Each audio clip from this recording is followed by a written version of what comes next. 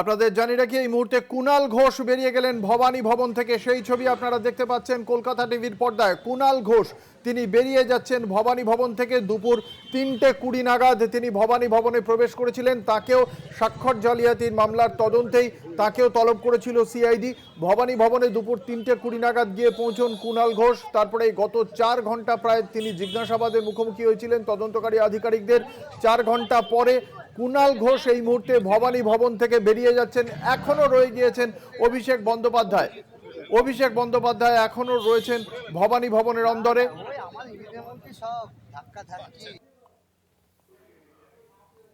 এই দীর্ঘ 4 ঘন্টা কুণাল ঘোষকে জিজ্ঞাসাবাদ করার পর কুণাল ঘোষ বেরিয়ে গেলেন ভবানী ভবন থেকে। এখনো ভেতরে রয়েছেন অভিষেক বন্দ্যোপাধ্যায়। তার রক্ষা কবচ দিয়ে গত শুক্রবারই আদালতে জানিয়েছিল যে তাকে রক্ষা কবচ দেওয়া হলেও তদন্তে সহযোগিতা করতে হবে, তাকে হাজিরা দিতে হবে ভবানী ভবনে। সেই মতো গত শুক্রবার অভিষেক বন্দ্যোপাধ্যায় গিয়েছিলেন ভবানী ভবনে। প্রায় 5.5 ঘন্টা তাকে জিজ্ঞাসাবাদ করা হয়। তারপর আজকে ফের তলব করা হয়েছিল। আজকে 7 ঘন্টা হতে চলেছে। কথা বলবো আমাদের সঙ্গে ভবানী ভবন থেকে রয়েছেন সরাসরি আমাদের প্রতিনিধি রিয়া মাঝি। সরাসরি চলে যাব রিয়ার কাছে। রিয়া, আমরা যে ছবি তুমি তুলে ধরলে কলকাতা টিভির দর্শকদের সামনে, তাতে দেখা গেল কুণাল ঘোষ এই মুহূর্তে বেরিয়ে গেলেন ভবানী ভবন ছেড়ে। গত 7 ঘন্টা অভিষেক বন্দ্যোপাধ্যায় এবং প্রায় 4 ঘন্টা কুণাল ঘোষ। এই জিজ্ঞাসাবাদ পর্ব সম্পর্কে এখনো পর্যন্ত সিআইডি সূত্রে কি আপডেট পাচ্ছ? আচ্ছা ঠিক আছে, এখানে দাঁড়া, অনেকটা ছেড়ে দিচ্ছি। দেখো, একদমই তোমাকে জানিয়ে রাখবো যে 3.5 ঘন্টা কুণালকে জিজ্ঞাসাবাদ এবং তারপরে বেরিয়ে গেলেন কুণাল ঘোষ। যে ছবি আমরা দেখালাম, এবং কুণাল ঘোষ এবং অভিষেক বন্দ্যোপাধ্যায়কে মুখোমুখি বসিয়ে জিজ্ঞাসাবাদ করা হয়েছে বলে এমনটাই কিন্তু কুণাল ঘোষ তিনি দাবি করেছেন। এবং তোমাকে জানিয়ে রাখবো এই সাইডে তোমাকে জানিয়ে রাখবো যে কুণাল ঘোষকে কিন্তু ইতিমধ্যেই যেটা দেখা গেল যে কুণাল ঘোষের আগে অভিষেক বন্দ্যোপাধ্যায় তিনি প্রবেশ করেছেন, কিন্তু এখনো অব্দি অভিষেক বন্দ্যোপাধ্যায় তাকে ছাড়া হয়নি, কিন্তু কুণাল ঘোষকে ছেড়ে দিয়েছে।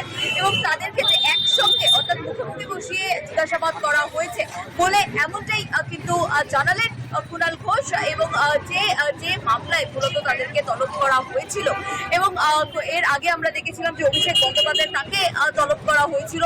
3টে নোটিশ এড়িয়ে যাওয়ার পরে একদম কোর্টের নির্দেশে অভিষেক বন্দ্যোপাধ্যায় তিনি হাজিরা দেন, এবং হাজিরা দেওয়ার পরে অভিষেক বন্দ্যোপাধ্যায়কে রীতিমতো 5.5 ঘন্টা ধরে জিজ্ঞাসাবাদ করে, এবং তারপরেও সন্তুষ্ট হয় না সিআইডি আধিকারিকরা।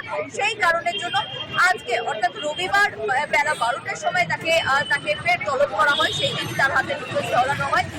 এবং আজকে যেটা দেখা যায় যে অভিষেক বন্দ্যোপাধ্যায় তাকে প্রায় একদম 12টা থেকে এখন ঘড়ির কাটায় 7টা বাজে এখনো অব্দি কিন্তু তাকে লাগাতার 6 ঘন্টা অতিক্রান্ত হয়ে গিয়েছে। এখনো কিন্তু তাকে লাগাতার জিজ্ঞাসাবাদ করে যাচ্ছে সিআইডি আধিকারিকরা। এবং কুণাল ঘোষকে 3:30টার সময় দেওয়া হয়েছিল। সেই নির্ধারিত সময়ের আগেই কুণাল ঘোষ প্রবেশ করে এবং তাকে অর্থাৎ কুণাল ঘোষকে প্রথমে আলাদাভাবে জিজ্ঞাসাবাদ করা হয়। কারণ যেটা বলছিলাম, একদম সকাল থেকে ডিআইজি পদমর্যাদার একজন অফিসারের নেতৃত্বে 5 জনের যে সিটের টিম গঠন করেছে, সেই টিমে কিন্তু মূলত এই দুজনকে জিজ্ঞাসাবাদ করা হয়েছে।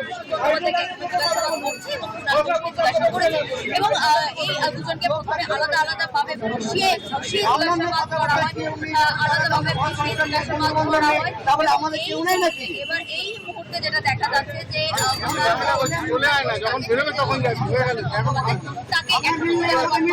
তাদের একসঙ্গে বসিয়ে জিজ্ঞাসাবাদ করা হয়েছে, তা কিন্তু কার্যকর করে দিয়েছে।